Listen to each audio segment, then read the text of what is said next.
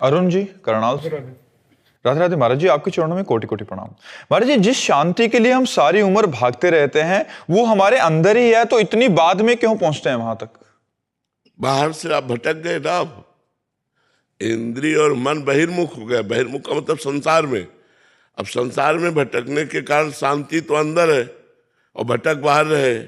मानो चाबी घर में खो गई और वो घर में है और हम दरवाजे के बाहर पूरा दिन भटकते रहे। शाम के जब थक के आए तो पता चला चाबी तो घर में ही है। तो शांति तो हृदय में है, तो हृदय में टिकते कहाँ हैं? सारा हृदय बाहर फैलाए हुए है, संसार के सारे रागों में फैलाए हुए है। तो यहाँ शांति थोड़ी। दुखालयम अशांततम। जैसे मिठाई की दुकान में जाओ और वहां बोलो कि जरा गीता जी देना, तो आपको कहेगा ग्रंथालय में जाओ, ये तो मिष्ठान भंडार है। तो संसार को भगवान ने क्या लिखा है? दुखालयम अशाश्वतम, हेडिंग डाल दी ऊपर। ये दुख का घर है और नाशवान है। महाराज जी, फिर क्या संसार गृहस्थी छोड़ के? छोड़ना कहाँ है? छोड़ना थोड़ी कुछ है, कभी कुछ छोड़ना नहीं है, परिवर्तन करना है और जोड़ देना है। जैसे आपने एक कर्म किया, 2 घंटे कर्म किए और इसके बाद कृष्णार्पणमस्तु ये जोड़ दिया, वो कर्म भगवान को समर्पित कर दिया, तो भगवत समर्पित कर्म आपको मोक्ष की तरफ ले जाएगा, बंधन की तरफ नहीं ले जाएगा। और कहीं बीच बीच में कृष्ण कृष्ण राधा राधा भी जप लिया और वो कर्म भगवान को समर्पित कर दिया, वो कर्म भगवान को समर्पित होने के कारण आपका परम मंगल कर देगा। वो निष्काम कर्म हो गया, वो भगवत समर्पित कर्म हो गया, वो आपका मंगल कर देगा। वही कर्म है। हल जोत रहे हो, चाहे व्यापार कर रहे हो, चाहे कोई ड्यूटी दे रहे हो, यत करो भगवान ने कहा। उसमें ये नहीं कहा कि ये करो, यही समर्पित करो, कहा यत करो से, जो तुम कर रहे हो पाप कर्म छोड़कर। पाप कर्म समर्पित नहीं किए जाते।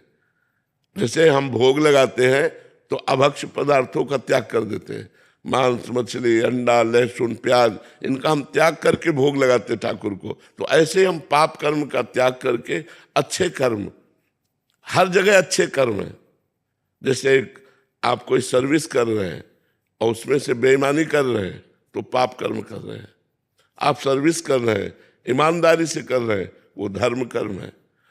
बात है चाहे 1 रुपया की बेईमानी हो, लेकिन पाप कर्म बन गया। और ईमानदारी से कर रहे हो, ठीक है गरीब हो, लेकिन आप धन्यवाद के पात्र हो, भगवान आपको धन्य करेंगे। सकल भुवन मध्य निर्धना तेप धन्या, निर्धना तेपि धन्या। यद्यपि वो निर्धन है, तेपि धन्या, जिसके हृदय में भगवान की भक्ति विराजमान है, जो धर्म से चलता है। निर्धना तेपि धन्या, सकल भुवन मध्य, पूरे ब्रह्मांड में वो धन्यवाद का पात्र हो जाता है जो धर्म से चलता है, भगवान की भक्ति करता है। तो हमको ये देखना है कि छोड़ना कुछ नहीं। कहाँ भाग के जाओगे? हमें बताओ, माया रहित स्थान बताओ। चलो जहां आप कहो वहां आपको माया दिखाए, माया ही माया है। भाग के कहाँ जाओगे? कहीं भाग के नहीं जाना। जहां हो वही साधना करो और माया रहित हो जाओ। जहां हो वही साधना करो, जिस परिस्थिति में हो उस परिस्थिति में साधना करो। अच्छा, साधना कलयुग की, इसमें विशेष जोर पसीना चुआने में नहीं दिया गया। सुलझ के समझ के हम कर्म करें, समझ के, और नाम जप करते रहे और भगवान को समर्पित करते रहे। देख लो जीवन आपका क्या हो जाएगा। आप स्वीकार करो, केवल इस बात को स्वीकार करो। मान लो आपको 8 घंटा हो गया काम करते हुए और भगवान को भूले रहे।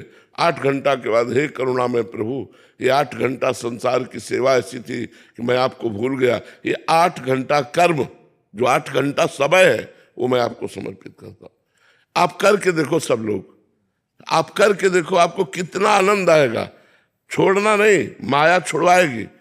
हम कह रहे हैं 20 घंटा भूल गए, आप समर्पण ही नहीं किया, तो 20 घंटा को टोटल समर्पण करो। हे नाथ, मैं 20 घंटा से संसार के राग में ऐसा भूल गया, ये टोटल 20 घंटा मैं आपको समर्पित करता हूं, कृष्णार्पणमस्तु। आप इसका फल देख लीजिएगा, इसका फल देख लीजिएगा, परम लाभ प्राप्त होगा इसका। आप देख लीजिए, इसे भागवत धर्म कहते हैं। जो कृष्ण समर्पण है ये भागवत धर्म है। कर्म का समर्पण भागवत धर्म है, बिल्कुल सरल है। आप जो कर रहे हो, बस पाप कर्म नहीं, पाप कर्म जब हो जाए तो उसका प्रायश्चित कर लेना चाहिए। एक तो होने ना पावे, अगर हो जाए तो उसका प्रायश्चित कर लेना चाहिए।